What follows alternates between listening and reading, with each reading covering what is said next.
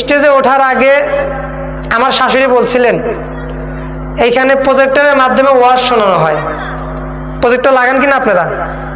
আচ্ছা বলেন, এই যে মাহফিলে আয়োজন করছেন, গুনার জন্য করছেন না নেকের জন্য করছেন? দুনিয়া কামানোর জন্য করছেন না আখিরাত কামানোর জন্য করছেন?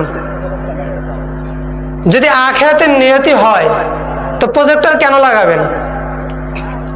আপনার মেয়ে রহিমাকে আমি দেখবো, আমার জন্য জায়েজ আছে? আপনার মেয়ে রহিমা আমাকে দেখবে, জায়েজ আছে? ফতোয়া কিন্তু আপনারা দিচ্ছেন, আমি দেই নাই। আর ফতোয়া দেওয়ার যোগ্যতা আমি রাখিও না, ফতোয়া দিতে চাইও না।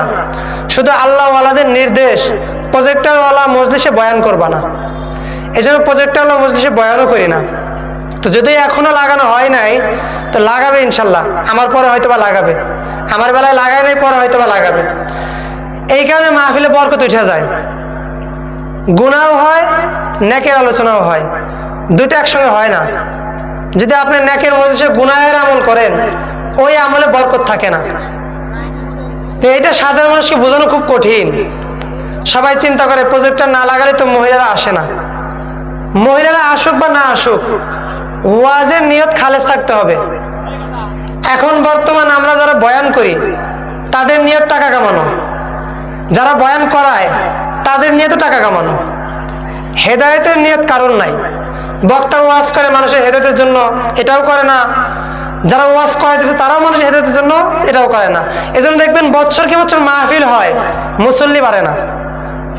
বছরকে বছর কি হয়? মাহফিল হয়, কিন্তু মুসল্লি বাড়ে না। আমাদের এলাকায় বাৎসরিক মাহফিল হয়। প্রথম বছর আমাকে আলোচনা করতে দিছে, তা আলোচনা করলাম, দেখলাম প্রজেক্টর, বললাম প্রজেক্টর বন্ধ করেন। প্রথম বছর বলে বন্ধ করাইলাম, কথা তো শোনে না। দ্বিতীয় বছর আবার প্রজেক্টর নিয়ে আসছে। তা আমার মনে তো একটু ব্যথা। আমি চাই মানুষগুলো দিনের বুঝ পাক। শুধু আমি না, আমার শায়েকরাও চান মানুষটা আল্লাহওয়ালা হয়ে যাক। আমাদের দল ভারী করতে আমরা চাই না। শায়েকরা বলেন, আমরা বলি না আপনারা চরমনে আসেন, আমাদের কথা শোনেন। আমরা বলি আপনার দিল নরম করে, চোখে পানি নিয়ে যেইখানে যান, নেক আমল করে দুনিয়া থেকে বিদায় হন।